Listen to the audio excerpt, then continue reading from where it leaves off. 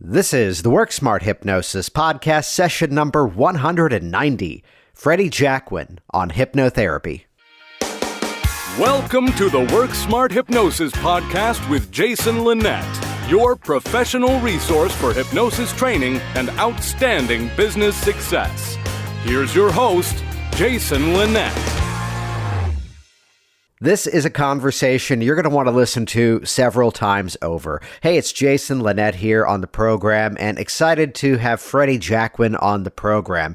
His son, Anthony Jacquin, was a previous guest on this session, and getting a chance to actually meet Freddy in person for the first time back at Hypnothoughts Live 2018, and through the wonders of time travel or batch producing this program, we actually recorded this prior to the UK Hypnosis Convention, got to hang out in person. I'm saying this before I even leave for the UK Hypnosis Convention and airing it afterwards. And the number of knowledge bombs, the number of educational nuggets inside of here, and just some incredible stories of hearing somebody who's really been a worker in this profession for quite some time. And really one of the most interesting aspects I'd sort of highlight here is that creative mindset, how it is we go about crafting new strategies, how it is we are in the moment with our clients, and as he'll tell the story, finding ourselves sometimes in situations that we don't quite have a solution in the can ready to produce. So an amazing conversation here. I'd highly recommend head over to either Amazon and pick up Freddy's new book, Hypnotherapy, or you can even head over to Audible and actually purchase the audio version of the book too. Also, while you're on the web, check out hypnoticbusinesssystems.com, because it's one thing to have a lot of really effective strategies in terms of helping your clients, yet those techniques are even more effective when there's a client actually in the chair. And Hypnotic Business Systems is where I chronicle my entire library of what I've done to build a multiple six-figure hypnosis business, as well as how I scale my business up year after year. We also recently uploaded my entire Las Vegas training hypnotic products into the Hypnotic Business Systems program. Check that out, hypnoticbusinesssystems.com. Get access for just $47. So let's jump directly into this phenomenal conversation. Take some notes, grab the book, and read along. This is session number 190, Freddy Jacquin on hypnotherapy. I do believe it's an altered state, but I believe it's a natural state. I believe it's sort of a nature's gift. It's, my boys play video games, and in most of these video games is a glitch. If you know where it is, you can access different areas. And I think hypnosis is like that natural glitch that we have. Not everyone knows how to get to it. But if you can get to it, then it gives you an advantage on how we can control our emotions, how we can alter our state, how we can change behavior. That's my best way of describing it, really. I think it's a natural ability. I used to say it was a natural phenomena, but I now believe it's just a natural ability. That if we can access it, then we can change those underlying programs that we have, habitual behaviors. And as a hypnotherapist, I believe that what we do as an operator, if you like, we act as a catalyst to help people find that glitch, find that ability that they have within them. So that's how I see it, really. Yeah, I appreciate the phrasing that it's a glitch that we can we can take advantage of, we can put to use, as opposed to being a glitch which is just a mistake, just a problem. But the same way that I love the video game metaphor, that we can use it to this advantage to play the game a little bit better, finish the level a little bit faster. What was that thought process to take it out of the definition from phenomenon to just state? Because I think, I used to think that people came to see me with a problem, and as a hypnotist, having that ability to hypnotize someone, I would hypnotize them. They'll tell me what they wanted to do, what they wanted to stop doing. I'd hypnotize them, and then I'd tell them what they wanted to do, or make them do what they wanted to do, or stop doing what they wanted to stop doing. I now actually think that we're actually already in trance. And I think people come to see me, they're already in trance, albeit negative, stifling trances. And what I actually do, one, point it out that they are already in a trance, and then take them out of that trance and leave them, if you like, in a positive trance. So I look at it a different way around now. I think that for me, the way I see hypnosis, and I explain it in my book. If you want to hypnotize someone, I say it quite simply: create an emotion and then give a suggestion. Now, that's how I see it. If I can change your emotional state, if I can make you laugh, then I can influence you. If I can make you cry, I can influence you. So if I can change your emotion, and for me that's quite simple. If I ask you to think about your children, and I think about the love you have for them, when you're accessing that feeling, I've altered your state. That if I then say, and you're going to feel better, then you probably will, and that's how simple I see it to be. So if you think about that, take that to our everyday walking about world, people are altering our states all the time. They make us angry, they make us sad, make us happy. And we are being influenced and we're being hypnotized every single day. That's what advertising does. You're sitting at home, it's a miserable evening, and you see some guy on a white horse riding across the desert. He jumps down and he's got a box of Cadbury's milk tray, and they've altered your state because you're thinking about that sunshine and everything else. Then you're walking through the supermarket, and for whatever reason, you see a box of Cadbury's milk tray, and you suddenly think that feeling, and you end up picking it up without realizing it. So we're being influenced by having our emotional state changed all the time. So, let me put it this way, and I say woman because, a woman's at home and she's looking after her kids, she's having a good day, her husband comes in, and if he upsets her by saying something, he's had a bad day, he upsets her, and then he says something detrimental, you're not any good. That happens enough times, then that person's going to start to believe what's being said. In the same way as when we hypnotize someone and we say, your body's made of marble and you can't move. And for whatever reason they can't move, it's a stuck state. But it's no more a stuck state than someone who says, I can't quit smoking or I can't lose weight. That's just a belief. And it's probably a belief that's been created by someone else in an emotional state. So that's how I see it, really. It's much more simple than we try and often make it out to be. Hypnosis for me is very simple. It's going on all the time. We just have an understanding how to do it consciously. We're doing it unconsciously anyway, with our kids, with our family, with people we work with. It's just for me, as I said, I've learned how to do it consciously. And that's how I see it. It's very simple. Alter someone's state emotionally and give them a suggestion. That's as simple as it is. Is that something that came about by necessity, let's say by doing it in a much more technical way where we have different schools of thought which would say, here's this model of hypnotic depth, or you can't use this technique unless you see these various signs are there. Where did that come from? Yeah, I learned this in the early 90s. And of course, you were looking for facial, the plasticity of the skin and the eye movements and body language and language patterns, all of that stuff, which we learn. And we think it's important, environment, sounds in the room. Some people even put music on behind people. It seems to relax them. We used to think it was relaxation, but as my son Anthony would say, it's not a state of eyelids. We now know, and I do it, what's happening to us all the time, but now I know I do it in my therapy room. I hypnotize people and have their eyes open and looking at me, and they think, well, am I hypnotized? Except for the fact they can't move their arms or whatever it is. Or they can't feel the fear. That's the only difference. We're walking around hypnotized all the time with our eyes open. And so all of that stuff we first used to learn in the 90s, and we're looking and concentrating on language patterns and depth, which is another fallacy. How deep do they have to be to change? One of my favorite quotes, it was an Erickson quote.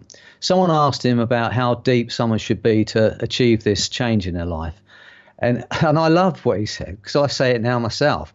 And someone ever asked me, how deep do you have to be? I'll say deep enough. Mm-hmm. They're Erickson's words, they're not my words. Deep enough. Any communication, and then you're a fantastic communicator. I listen to, you're one of the best voices on the circuit. And you can hold a room with your conversation, your communication.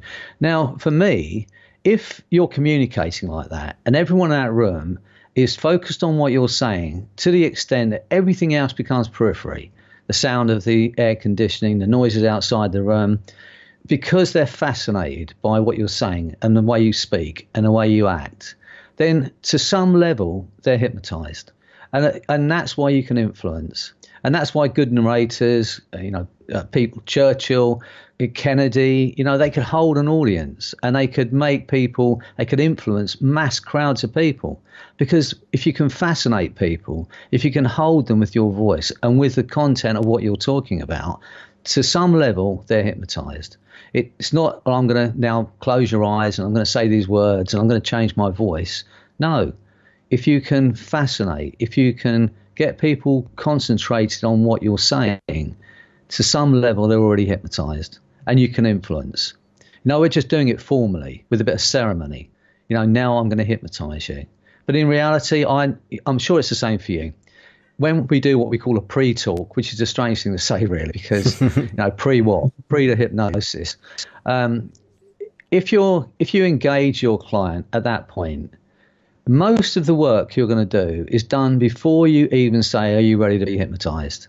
Because you already explained to people, one, their importance. For me, the bottom line when I'm working with people, what I want to achieve in every therapy session, whatever people come for, I don't care what it is, what I want them to go out of there feeling and understanding is their worth, their true value, their true worth as a person, as a father, as a mother, as a brother, as a sister. Because I think a lot of people don't realize that. They lose track of their own worth. And if they're taking drugs or they're smoking or they're doing anything that's detrimental to their health, they're not likely to consider stopping if they don't value their own well-being, their own worth. So for me, I try and get that into, and by doing that, I can also change someone's emotional state. If I get them thinking about the people they love and the people that love them. So, and by altering their state, albeit in conversation, they are now, to my mind, open to suggestion. They're open to being influenced and having their mind changed, if you like, the way they think about who they are, what they are, and what they're doing. So for me, it's very simple. As I said right at the beginning of this conversation, alter someone's state, alter someone's emotion, and give a suggestion. And you can do that just in general conversation if you know what you're doing. We are doing it without knowing what we're doing anyway. If you can do it consciously, then you can influence people. And hopefully, your reasoning for influence people so that they can have a better life. When we do it formally in the therapy room, then hypnosis, for me, is one of the most powerful tools for change, if not the most powerful tool for change. I say it's not rocket science, but it's as powerful as. That's how I see it. Nice, and it can be changed. We now know, We've had doctorates in that room in Las Vegas, in London, where I'm training people in the Arrow. People around the world are using that technique, and it's so simple. You don't have to be a hypnotist to use it. Well, obviously, we start with hypnosis when we're training people, because people come to us because we're hypnotherapists and we teach them hypnotherapy. But the reality of it is, especially with the Arrow, I want everyone to learn that, and I want teachers, parents to be able to use it. Kids to use it. And as I was saying in the presentation I did in Las Vegas, my son, who's now 15, when he was 9, he was in a classroom at school, and one of the girls in his class had broken an arm. She'd been to the hospital, she'd had it plastered, had it set. She was in class and it was hurting her, and she was crying. And we were at home one evening and just eating his dinner, his sausage and mash, whatever it was. And he was just in conversation. He said, Dad, he said, today, I had a girl in school and she'd hurt her arm and she was crying and she said she was in pain. He said, I did that thing you do. I did that thing you do with that, that swish sound thing. He said, and I took the pain away and carried on eating his sausage and mash as if it was nothing, which to him it was. He didn't know that it was anything special, and that's the simplicity of that technique. You don't know it's magic if you have been told not to. Well, exactly, yeah. And and I want everyone to learn how to do that, not just because it's something we teach, just because I want everyone to be able to, in a situation where you've got someone in pain, whether it's emotional or physical, providing, this is what we say, what my son Anthony and I say when we train people, providing that pain is of no use. If it's of no use, if it's unnecessary, then for whatever reason, this simple technique, which is just purely about imagination, yes, there's some intricate language patterns if you want to look into it. But if my 9-year-old can do it without knowing what language patterns are, then, you know, anyone can use this technique. And people are using it for healing. And I have no idea why this works, Jason. You know, and I'm sure there are people looking into how it works. And, you know, as I said to you at the beginning of this conversation, I think it's a natural ability. And like with a lot of natural things, you know, even speech, we'll never discover how or why that works or why we have the ability to do it.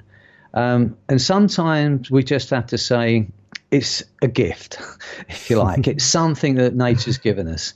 And we can study it and find out about it. And there are people that are doing it. They've been doing it for years, trying to figure out how hypnosis works. And it is very interesting. And one day someone might discover it. There's a scenario I'd love to run back to, which is that create the emotion and then give a suggestion. Let's talk about the scenario that someone comes in, and not to label it in the negative, but they're coming in the problem state. So they're coming in, they're still holding on to the grief of some relationship that is wrapped up badly. They're in some sort of stress and fear for the thing that's triggering that emotion.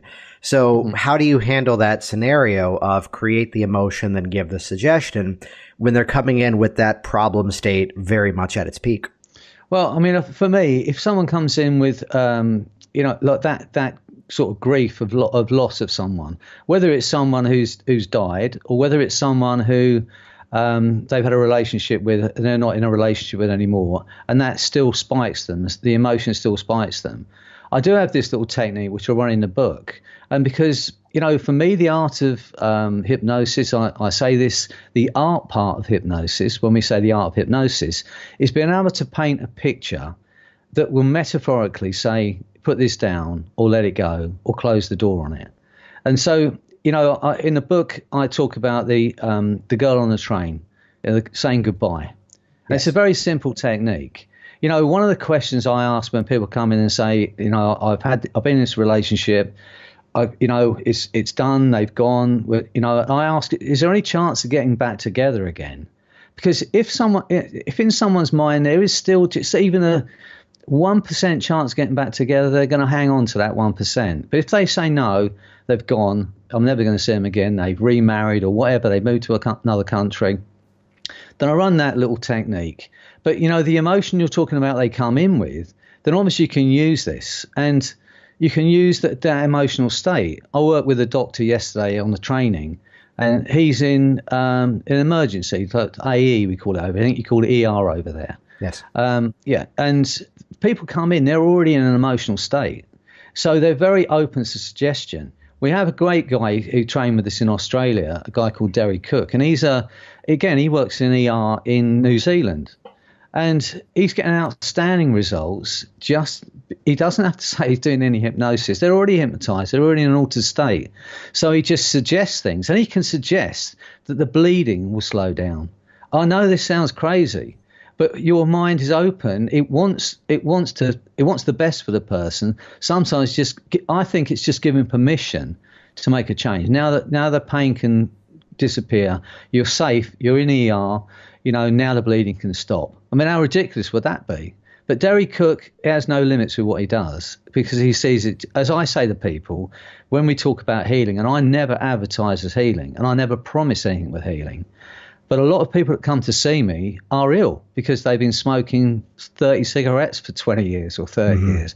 They've been drinking too much alcohol. They're eating too much food. They've done things that are detrimental to their health. So they come in already ill. And I never advertise healing. And they normally come and see me for one of those things, that, you know, for smoking or drinking and I say, you know, and they say I'm ill because of it. So I offer what I call quantum healing. And it's probably the wrong word, because I know quantum applies to physics and everything else. But what I say to people in that situation, I'm not going to promise you anything, but it's only words and it's only your imagination. What's the worst thing can happen? You can be disappointed. You know, but what if? I have no one that said, no, I don't bother. You know, they just, and they accept it, and you get changes. And for me, as I said, I say to people, I'm not going to give you any pills or potions. It's just words. It's just your imagination. But for me, as I was explaining to this group I was working with yesterday, you cannot imagine something strongly without it affecting you physically. And the way I describe it to my students is I just say, imagine I've got a lemon in my hand, and I get them to picture that lemon in my hand. I say, imagine I am now cutting through it with a serrated knife, and you can hear the skin crunching. You see the juices starting to flow down my wrist. And watch as I bite into it, and I mimic biting into that lemon, and I say, what's happening in your mouth? And they say, my mouth's salivating. You know, I haven't got a lemon and I haven't got a knife. But if you can picture that strongly enough, then it will affect you physically. You'll actually produce that saliva in your mouth. You're not doing that consciously. That's an unconscious response to an imagination. So if you take that one step further, and you can imagine in some way the cells reconnecting in your body to do the healing, you can imagine a tumor as a block of ice and the love from your family as the heat from the sun, whatever you want to use your imagination for. Because if you can imagine something strongly, I believe it's going to affect you physically. But as I say, I never promise anything with healing because I'm not a healer. In fact, I'm not anything. That's the big thing about this. I do not do anything. I start with the premise that the only person in my therapy room that has the answer to the problem, that has the resources to overcome the problem, is the person sitting in a therapy chair, not in a therapist chair. Or, as I said earlier, I think I just act like a catalyst. I open the door. You know, if you imagine, for some reason, I know the key. I know the combination to the lock on that door that we can open to give them access to their own resources, their own understandings, their own strength, their own skills to overcome the problem. And it's one of those things. You just go, well, here it is. You know, here's the door. I've opened it for you. Now, what do you want? Take what you want from it. Yeah, and what's really beautiful about that is you're getting, to use the word against itself, you're getting a stronger claim by not actually making the claim. You're engaging their imagination even stronger by having them really engage that imagination even stronger. As I said, that's all we have, words and imagination, don't we, as hypnotists? Mm-hmm. You know, some people might carry a swinging watch and they might have one of those whirly disc thing, but in reality, they're just props. All we have, and that's the joy of being a hypnotist. I can go anywhere in the English-speaking world. In fact, now, you know, Anthony and I have been running training in Brazil, and they do this simultaneous interpretation. You know, we have 150 students in a room and 2 interpreters at the back. And as we speak, everyone's wearing headphones. As we speak, they speak. It's like an echo, but in Brazilian Portuguese. It's amazing. So anywhere where someone can hear me and they can understand me, providing I can speak, and that's the joy of what I do. You know, I'm well in my 60s now, but I say to people, providing they can wheel me in the room and I can speak, I can do this job. And that's the joy of it. I don't need any props. I can go anywhere in the world, and providing they can understand me, then I can do this work. And that's the joy of it. I don't need anything more than my language, the understanding that the client or the clients, if you're going to do a group of people, already have the resources, already have the answer to the problem. Sometimes I think with hypnosis, all we're doing is getting them out their own way. You know, that little voice is saying, well, you're never going to do it. You can't do it. You know, when I describe an induction, a hypnotic induction, I sometimes I do it with my students. I sort of we act it out. I say, imagine when I start the induction, I've got my arm around your shoulder and I'm just talking to you. And we're walking along and I'm just talking to you nicely. And at the end of the room, there's a door. It's got a glass window in it. And I'm walking you slowly towards that door. And then I open the door and I sort of ease you out and then close the door. Now I'm alone with your unconscious mind. You can see everything. You can hear anything, but you can't be effective anymore. You know, you're listening and you're watching. But now I've got access to your unconscious mind. You're outside the door and you're aware of what's going on. You're aware of what I'm saying, but it's of no longer any consequence. Until I open that door and you come back in, by then, the job's done. You know, it's that the ceremony of the induction is really just walking the conscious mind out of the door and closing the door on it for a while. It can still hear, it can still see, but it can't interrupt for a while. And then we can get on with some work. It's a simple analogy, but that's how I see it. There's a phrase that you use that I'd love to elaborate and kind of bring into this conversation of, and it's one that I first heard you use it as I interacted with the Arrow training, and then reiterated throughout the book as well. But just the simple phrase of "be brave," to suggest that to a client in part of an intervention, and I've seen you use that various places. Could you expand upon that a bit? Well, I think, you know, as human beings, we don't like pain. We really don't, and we don't like sometimes looking at our own mistakes, and it's painful to think we've done something, we've messed up, and so to review it and to reassess it, you know, and that's how I discuss. You know, I'm not a believer in regression or regression to cause as the mainstay of any kind of therapy school. I know there are people that do it and people get good results with it. It's not for me. I mean, I just think it's a much cleaner way to move people from where they are to where they want to be, as opposed to dragging back through all the stuff in their life that painful or disgusting or they don't want to look at again. But there are times when I believe it is an advantage to review that the initial cause, if you like. The main one I would say is panic attacks. You know, people come and see us with phobias and they know what they're frightened of. I'm frightened of snakes, spiders, flying needles, or whatever it might be, dentists, doctors. They know what they're afraid of. When people have panic attacks, they have no idea why they're feeling that anxiety, why they're feeling that fear and stress and adrenaline rush.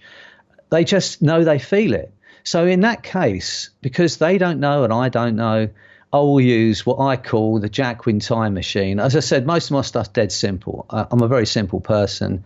I see things simply and I treat people in the same way, in a simple way. Not that they're simple, but with simple techniques. And the time machine is because I'm a hypnotist, and I've only done a couple of stage things, and that was purely to help a magician friend out of mine who lacked a bit of confidence, and he asked me if I'd do these stage shows. I did enjoy it, but my wife pointed out, well, you know, you've got to think about it seriously. On Friday night, you're making people speak alien, and on Monday, you're saying, I'm going to help you overcome your heroin addiction. So where do you want to be? So, yeah, I chose. Though surprisingly, the simplicity of it, I mean, I defined my stop smoking process as how deeply into the experience do you have to get to just simply say, okay, look, just do nothing and let it be as easy as that and enjoy it. Yeah, just to decide I'm not doing it anymore. You know, what I'm looking to do, and I know, I don't know it's different from a sort of business point of view, because, you know, the simpler it gets, the harder it is to, I imagine, create a long-term business, in as much as I want my clients to resolve their problems quickly. You know, it would be lovely if we lived in a world where people paid by the change. If we could say, okay, how much would it be worth to you to lose this spider phobia, and get a price from them and then do it that way. But if we're working hourly and we're saying this is how much we charge per session, then from a point of view of getting people over their problems very quickly, it's not a good business model. But on the other hand, and as I said, what I'm working towards is, I think it's almost like less to do. It's almost like getting to the point where there's almost nothing to do, where you could say one word and it would make the difference. You know, I'm not there yet, but, you know, it's getting slowly getting towards that point where the changes that you can create become so rapid. And it's not about rapid. You know, for a long time now in the hypnosis world, it's about rapid inductions, rapid this, rapid change. That's not what I'm talking about. You know, the Arrow is something that you can do quickly. But as I say, the value of it does not lie in the speed that you can do it in. The value it just happens to be a technique you can do quite quickly. But I think the less fluff involved. And some years ago, I had a girlfriend that she lectured in fine art. Now, being a Philistine when it comes to art, she took me to the Tate Modern or whatever it was in London to try and educate me. And there was a big, massive picture on the wall, and it was just 3 blocks of colour, and it was worth millions. and some artist had painted it, some famous artist. And I said, as being a Philistine and being, ignorant of the whole thing, I said, I could paint that. 3 blocks of paint on a bit of canvas. So I could do that, surely. She said, you're missing the point. She said, before he painted those 3 blocks of paint on that canvas, he painted this. And she showed me this fine piece of art, which could have been a photograph. It was so detailed. It was so beautiful. And what she's saying is, what he's got to there with the colour is sort of the essence. It creates an emotion. And that is ultimately what we're trying to do with art. We're trying to create an emotion in someone. And I think with hypnosis, it's a bit like that. That's how I look at it now. I try and get to the thing that's going to make the difference, as opposed to all the things that might make me look cleverer or more intelligent. The problem we have with making hypnosis more simple, more accessible to everyone, is that if it's simple to do, and let's put it this way, if it's difficult to do and I can do it, then that makes me somehow cleverer than the person who can't do it. If it's simple and everyone can do it, then where's the value in being a hypnotherapist? So it's a difficult line to walk. And I believe so much in the value of hypnosis, but more in the fact that you can do this. We're doing it anyway. If you can just teach people how to use it for themselves. In every first session of hypnosis that I have with people, hypnotherapy, I always show them how to do self-hypnosis. Now that might put me out of another session with them, because I want them to go home and say, okay, I've got this problem. I'm going to take myself into hypnosis and I'm going to get rid of it. And that's probably what happens. It's probably why I don't see people very often. Maybe that, or maybe because I talk too much. One of the two anyway. But either way, I don't see clients more than a few times. So I want people to be able to do this for themselves. I want my kids to be able to do it. I want, everyone to do it. Kelly T. Woods and myself, she's been doing things for kids for years. And back in, I think it was 2006, I was in Kent and I ran a course for parents, teaching parents how to use simple hypnotic techniques to enhance their kids' lives, to give them that bit of an edge when it comes to their exams and, things like covert anchoring, which you think, well, that's quite a big thing to teach someone who's not a hypnotherapist or not a hypnotist. But to teach parents how to do that, and the BBC picked it up and they made this film about it. It was a news thing about this hypnotist who was teaching parents how to use simple hypnotic techniques for their kids. I'll call it Potent Cherie. And Kelly and I are going to be integrating this with what she does to run it again, for parents. Anyway. You were talking a little while ago about the simplification of the time machine. So when we're talking about emotion and going back and, if you like, eliminating negative emotion, with the time machine, it's as simple as this. I just say to my client, they're already hypnotized. So as far as I'm concerned, if you're hypnotized, if you see someone on stage, that's how I got through to talking about stage. So I'm going off on a bit of a tangent. But when you're on stage and you hypnotize someone, you don't say in a moment the music will start and you'll imagine you're Elvis Presley. You actually say in a moment the music will start, you are Elvis Presley, and you'll get up and sing. And they believe they are Elvis Presley. So when I do the time machine, being a hypnotist, I say, this is how simple it is for me. I say, that chair you're into time machine. In a moment, I'll click my fingers and you're going to get sucked back through time as if time doesn't exist. Back to the very first moment that relates to this problem. But you're going to go back with all the strength you have now as a man, all the understandings you have now as a father, as an adult. And you're going to go back and you're going to review it and reassess it. I'm not talking about regressing back to the child and feeling the pain again. I'm talking about going back as you are now. And that's when you ask that question. I say, be brave, because this is the last time it's going to affect you. Nobody wants to go and have a look at it again. So I say, be brave. It's the last time it's going to affect you. And it's also the opportunity to get in a very big direct suggestion. I generally turn my head to the side when I say the words, it's the last time it's going to affect you. So I say, get ready. And I get a bit of anticipation. I click my fingers and I say, in a moment, you're going to see it. You remember where you were, remember who you were with. Now drop down beside that younger you, put your arm around them and walk them through it. Tell them what they need to know for them to be the best person they can be, the best man they can be, the best woman they can be. If I have a client in my room that I know we've had that discussion, they've told me they've got daughters or sons or whatever, I say, tell them about the man she's going to meet and love. Tell them about the beautiful children she's going to have. How good would it be for all of us to be able to go back to our 13 or 14-year-old self who had all those doubts and all those fears and all those anxieties, and go back and say, look, this is what's coming up, Jason. You're going to be teaching people all over the world how to use hypnosis. You're going to be changing people's lives, Jason. If you could go back to your 13-year-old self and tell him about the life he's got coming up, the woman he's going to love, the kids he's going to have, when he's going through that moment. And that's how I see the time machine. You're just going to go back, reassess it, take the learnings from that event, store them in that part of our mind that's there for the learnings, then let go of the negative emotion. Tell that child, I say child, but I always say tell the younger you, because I don't know where they're at.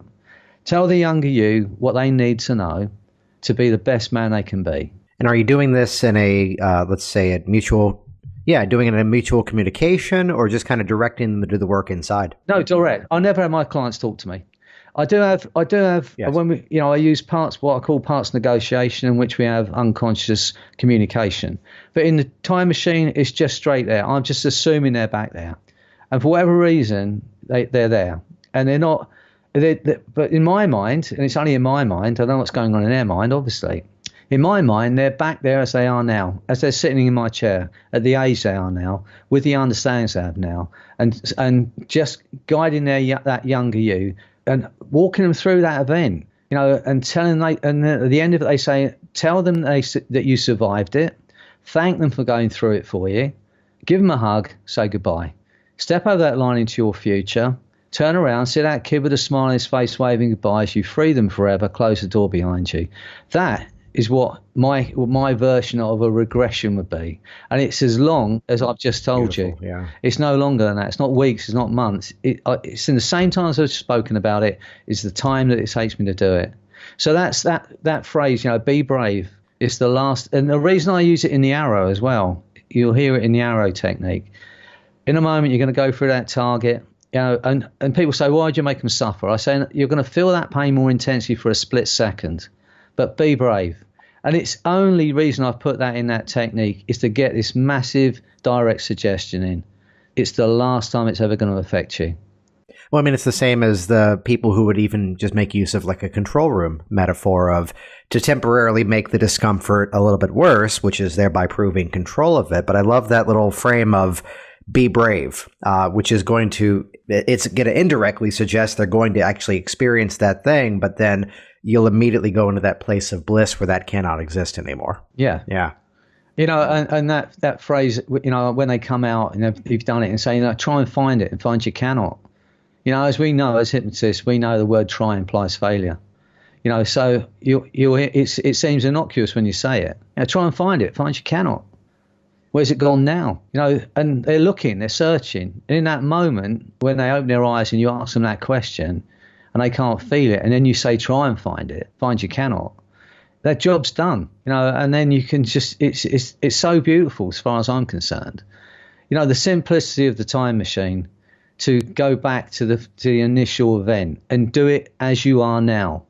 Not go back, regress back to the child, see what you saw then, feel what you felt then. Why would you do that to anyone? And if you are back there as a child, do you really have any more understanding than you do now? But if you could go back as you are now and reassess it and review it, take the learnings from it, walk the child through it, tell them what they need to know, and tell them what they got coming up. That's the joy of what I think. To be able to say to that child, you're going to meet this woman. And you're going to be like the story you told me, and I love that story. It took me a month or whatever else to even speak to her. And then you're married to her, and now you've got these beautiful kids, and you've got this beautiful life. If you could go back to your younger you when you were 13 and 14 or whatever age it was, when you were struggling and wondering what your life was going to be, and wondering if you were going to make it to 20, and then walk that child through that process and just say, give them a hug, thank them for going through it for you, and then say goodbye. And I always say, step over that line into your future, turn around, see that child with a smile on their face, waving goodbye as you free them forever and close the door behind you. Mm-hmm. That's how I run what I would call regression, even though it's not regression. It's just a review. It's a reassessment. Beautiful. So for me, these techniques don't take long, and I don't want my clients to suffer. But at certain times when I think they're going to have to, it's that moment of pulling the thorn out of your foot. You have to look at it for a moment to get that thorn out, and it isn't going to be nice. But once it's out, then it can start to heal. It's that moment. Be brave. Have a look at it. It's the last time it's going to affect you.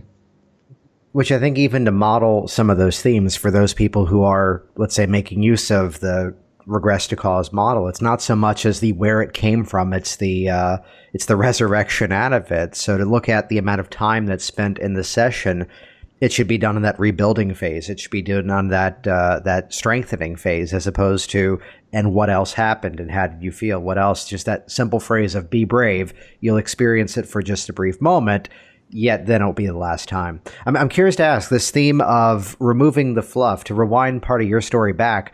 What was that career path? What was that focus before hypnosis popped into the dialogue here? Sorry, so in what respect? The fluff? The fluff. What? Yeah. Well, I mean, in terms of just your origin story, getting into all of this, what career path were you on before getting into hypnosis? I was in sales. I had my own sales company, and and again, even in sales, part of that for me was communicating. And knowing that, half a dozen salespeople have been in before you, and winning that sale through your own personality, because most of the products are pretty much the same. What makes someone buy from you from someone else, and I think it's said that they make a decision in the first 4 seconds, and I think part of that, and I think it's partly why I'd like to think I'm successful as a hypnotherapist, is because I am absolutely myself. It does what it says on the tin. That's who I am. I don't change my voice, mm-hmm. and I don't change my personality. I am who I am. And I know from the American point of view, when people, I think it was Scott Grossberg said to me, he likes my accent, but apparently he doesn't know I've got a London accent. If you're American, it's an English accent, and that's it. But I have got quite a strong London accent. And so I remember a woman came down and said, she's seen my picture in the paper, she's seen the advertisement. And she said, it was so nice to find that you're just an ordinary geezer, which means, which I thought was quite funny, really. But, I know what she meant. And, I'm just who I am. And I love what I do. And I'd like to think that love for what I do, the passion I feel for it, comes over.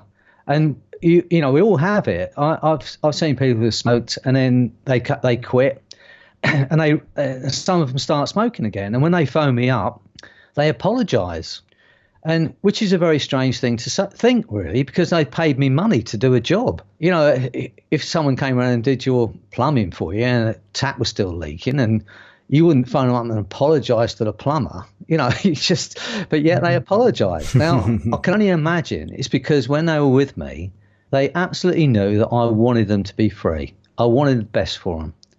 And I can't imagine any other reason why people would phone me up and say, I'm sorry, but I started smoking again. Or I'm sorry, but, whatever. And I'd like to think it's because of that. I want my clients to be well. And what I say to my students, and whether this is true or not, whether it actually works or not, whether it has any effect or not, I say, hold this in your heart. It's just a simple thing to do. When you're working with your client, just hold the thought in your heart, I care about you and I want you to be well. Sometimes I'll actually say it, but I will always think it. And I just think that makes a difference. Someone said it's the difference between giving someone a hug and a pat on the back. It's it's just a different way of approaching things. And we can find, we're working with lots of different people, lots of different personalities. You can generally find something within that person that you can feel that for, and just hold that in your heart, I care about you. I want you to be well. If you think it's appropriate to say it, but always feel it. And I think that makes a difference. That's just the way I work. Which is something that, to be genuine with that, to actually really truly feel that, as opposed to something you just turn on. And I'd share that, the dialogue of going to various trainings and conventions over the years, we'd hear the person who says, well, I only see but this many number of clients a day. And it's not because of their running a schedule with other things, but it's that, well, people come in with their problems and that just wears you down. To which when I hear that, it's the opposite of that sentiment that you just expressed, that to go into your session with that care and see them as the result, and it becomes this fun adventure, the two of you bringing them along for the ride and see them as the result. You can walk out during the end of the day and have just as much energy as you walked in with. Yeah, I mean, I just think, I said it the other day, I heard it from someone else, so it's not even my words. But when we talk about normal economics, if you have something and you give some of it away, you have less of it. And if you give it all away, you have none of it. But the opposite is, when you're talking about love and kindness, the opposite occurs. The more you give away, the more you seem to get. And it's just, it goes against the law of economics. It's the one commodity can give of it, it comes back fivefold, tenfold. And you must feel the same way. The people that care about you and love you, because you are, the people in our world of hypnosis, and I say our world of hypnosis, the whole world, but people who know you and work with you and whose lives you've enhanced with your understanding, business sense and hypnotherapy and therapy sense, that stuff comes back to you. Let me give you an example of what happened once. I used to do these mass groups for smoking. I'll talk about mass, 200 people at a time. In 2006, I saw 5,000 people for smoking. And I did one in quite near to where I live now, actually, in the city of Hull. And it was overbooked. So the room held 200 people. So I had to book the next night because we had about 350 people booked. On the first night, a woman came in and she went home and she quit smoking. The next night, she came back again with her husband. And he just sat at the back of the room. He paid the money. He sat at the back of the room and he didn't look interested at all. Anyway, I went through a whole thing. Afterwards, he came up to me. He said, look, I do these one-day sales where I advertise a 42-inch TV, then I sell them a Hoover. He said, I looked around the room, he said, and you're charging £65 a time and there's 200 people in here. I've added it up and it's £13,000. It takes you an hour and a half to do this therapy. I can see this is a really good business. I want to learn how to do it. And this is what he said. I'm not interested in helping people. Yeah. Teach me this is seriously what he said. Teach me the words and the music. He said, and I can do this. He said, I'm not interested in helping people. And his wife said, you're missing the point. And she must have understood. If all you're thinking about in the therapy room is the money that's sitting in a chair, seriously, if you're thinking that, they'll pick it up. Even if they don't pick it up in a normal, what I call normal walking about conscious state, when you're in hypnosis, all your senses are heightened. All your senses. If you open your eyes, you probably better see better. You better hear better. So the instinctive feelings are also heightened. And if you pick it up, if the person doesn't care about you, they're not really worried about whether you get a result or not, they're only thinking about how many people they can get in that chair, they're not going to be as successful. I'm sure some people will still quit smoking. But I just feel holding that thought in your heart, I care about you, I want you to be well, transfers over. And even if that's it, you're hypnotizing 200 people, hold that thought and you get better results. That's just my feelings on it. Beautiful. And there's a story from the book I'd love to chat about that we find ourselves in these moments where, yes, there's a whole dialogue in a Facebook group right now about, is it appropriate to take on this client with this history, or someone calls you and says something that is medically related? What's the scope of practice? And there's a previous session we had in the program a couple of weeks back on that. Though you had a story of working with somebody in such a situation where you discovered you were already there in the space, and that's where you made the discovery you were in too deep, the John and Emily story. Oh, yeah. Yeah. I mean, that was just very scary. In fact, the question came up yesterday in this little group thing that I did yesterday, about people, about psychosis. about people who are schizophrenic. And that was very early on in my career. And at that point, I like to think I was a lot more naive than I am now. And I had next to no clients, so I would take on anyone, and I didn't know. Hey, could you briefly recap it for those who haven't read? Yeah, the book yet? A girl came to see me and asked if I'd see her brother, and she said that her brother was in bed. He'd been in bed for 3 days, and he wouldn't get out of bed. So, and her mother was really worried about him. Would I go and see him? So I did. I went to his room and I went to his bedroom, and first thing he said was, "You can't help me." And I said, "Well, fine. I'm only here to offer my help." He said, "There are people in this room you cannot see. There are people around you cannot see, and they're speaking to me, and you cannot hear them." So I hadn't long been studying a bit of NLP and meeting people at the model of their world, and so I said, "Well, look, there are dogs that can hear things that I can't hear, and there are birds that can see things that I can't see. There are sounds that are below my hearing ability, and there are things that are too small for me to see. It doesn't mean they don't exist. Just because you can see it and I can't see it doesn't mean that that it's unreal." So straight away, I stepped over his side of the line, and now he's going, "Okay, well, maybe he's not saying I'm mad. He's saying maybe this could be true." So I said, "Look, if you want me to help you, I'll hypnotize you." He was in bed anyway. So, I said, "Look, all I ask you is close your eyes and listen to my voice." Anyway, we had this bit of time. He opened his eyes, said, "How do you feel yourself?" "Feel great." I said, "Well, if you feel really good, get out of bed and go make your mum a cup of tea, because she's been worried about it for days." So you can imagine a look on these two women's face when he comes down the stairs with a smile on his face and makes them a cup of tea, and been out of bed for 3 days. So only a couple of weeks later, she phones me up. His sister phones me up. "Would I see him again?" I said, "Yes, but I'm not coming to his house. He'll have to come to me."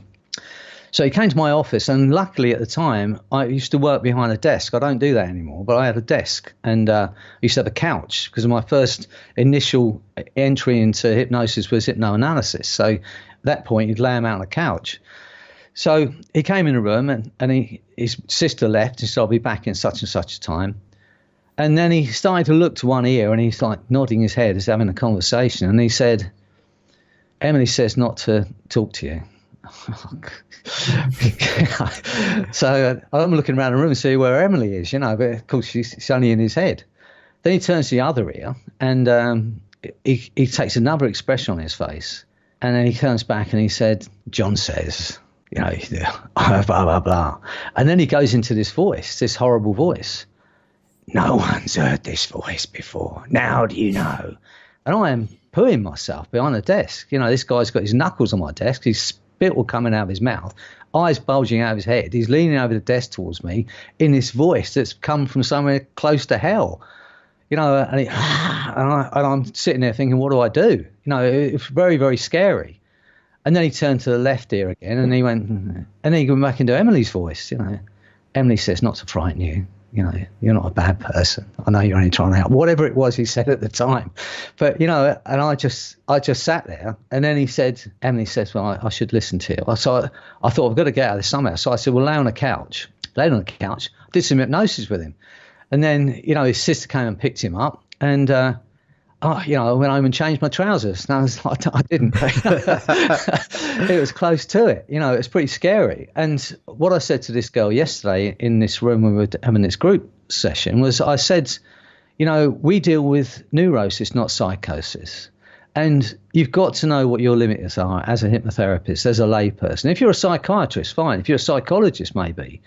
But as lay people, if you're not a doctor, if you're just trained in hypnosis, understand where your limits are. And we deal with neurosis and psychosis, and you need to know the difference between those two things.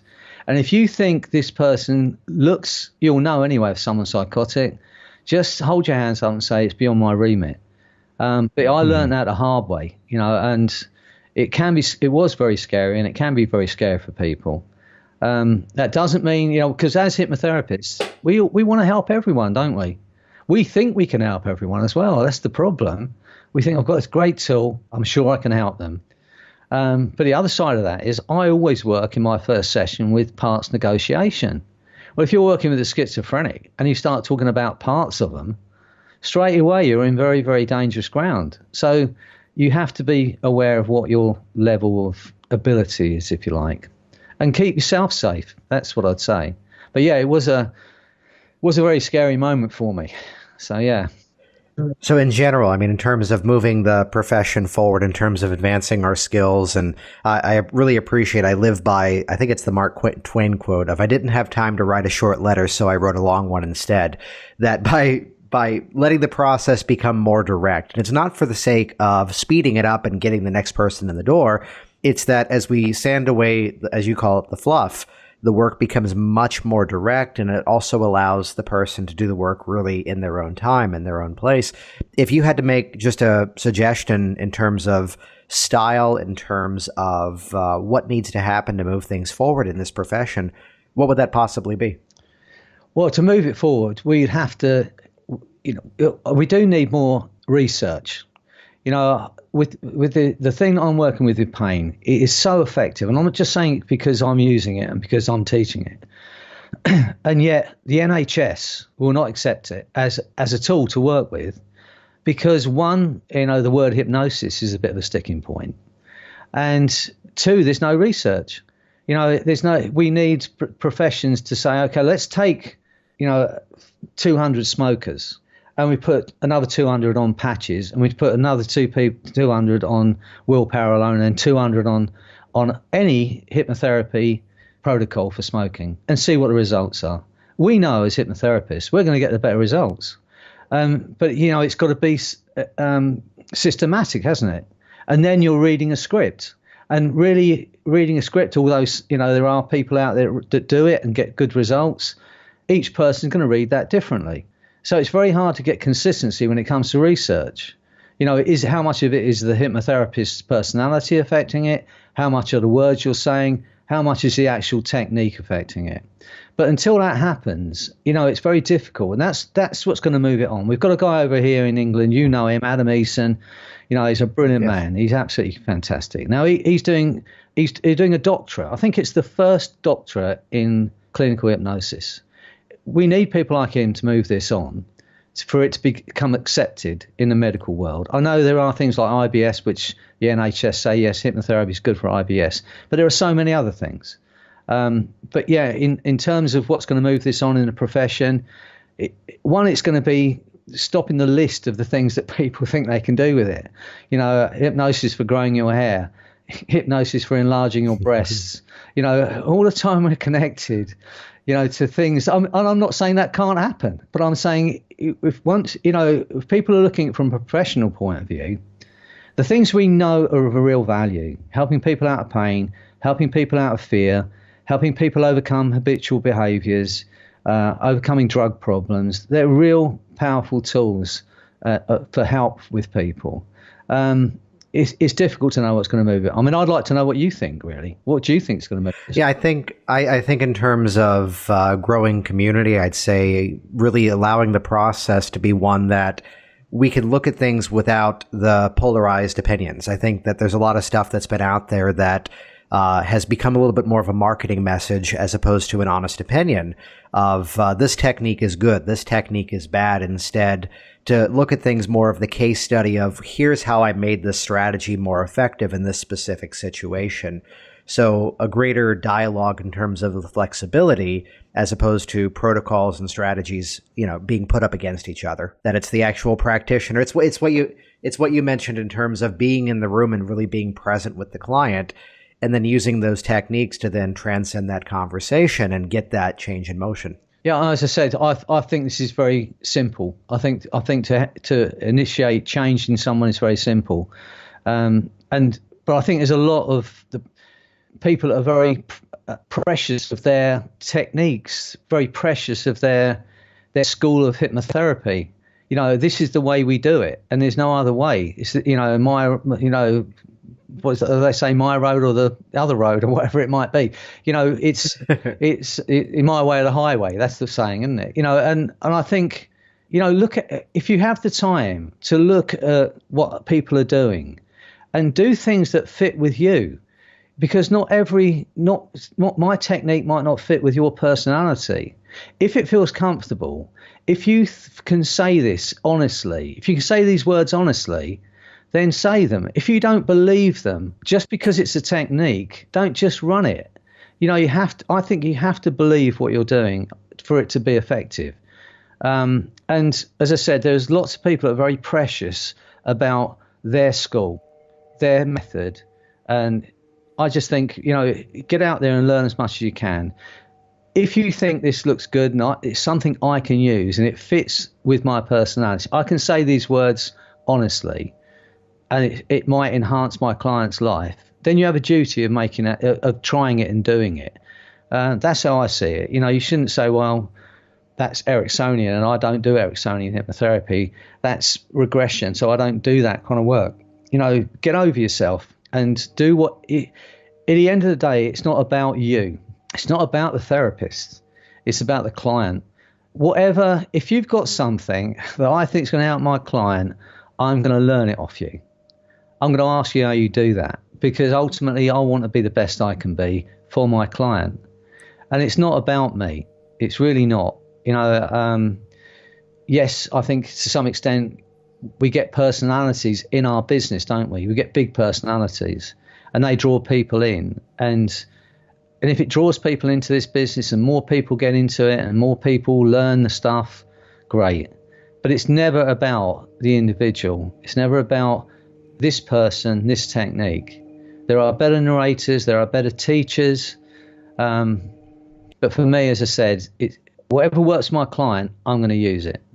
I mean, especially to have as the trainer's perspective, that level of humility to say, I used to do it this way, I used to teach it this way, and now here's the way that I do it instead, and I'm finding a better result. And here's both schools of thought, modify the two for whatever's going to fit best for you. Yeah, I mean, I maybe take my simplicity back to my days of coaching boxing.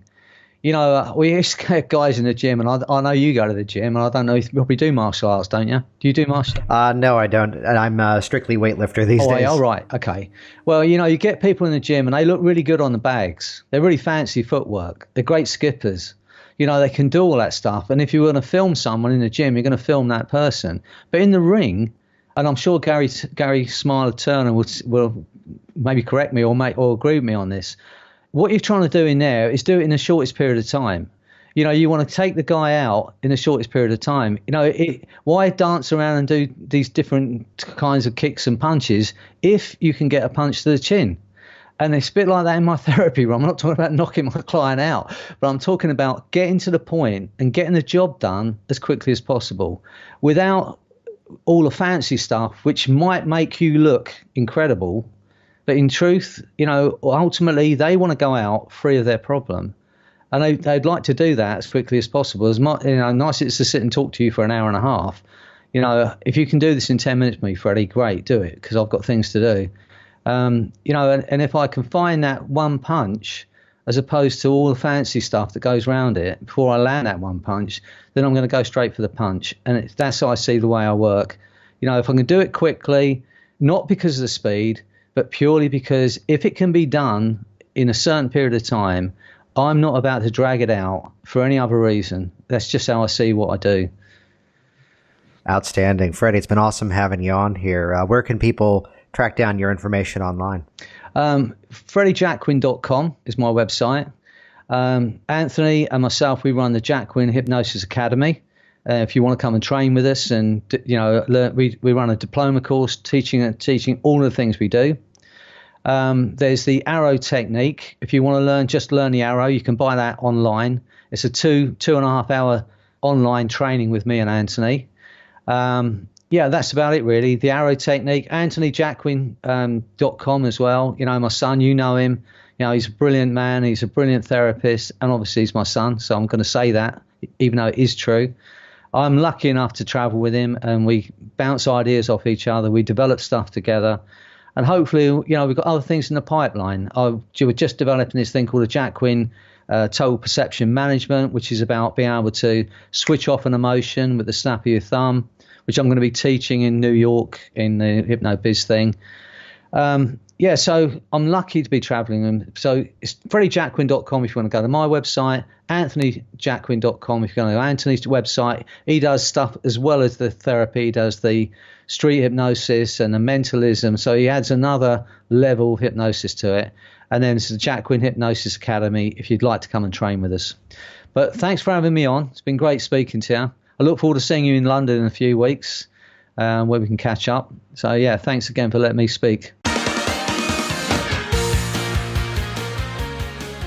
Jason Linett here once again, and as always, thank you so much for leaving your reviews online, for sharing this program on your social media streams, and head over to Amazon as well as Audible to pick up Freddy's new book, Hypnotherapy, and also check out hypnoticbusinesssystems.com. There's no need to reinvent the wheel in terms of growing your successful hypnosis business, and I've got the roadmap to help you do it. Check that out, hypnoticbusinesssystems.com. See you on the inside. Thanks for listening to the Work Smart Hypnosis podcast at WorkSmartHypnosis.com. Hey there, it's Jason, and I want you to be one of the first to find out as we upload amazing new content. So do this right now. Click the subscribe button right here on this video. That's going to link you to our YouTube channel here, and you will be the first to find out as new resources and downloads are made available. Do it now.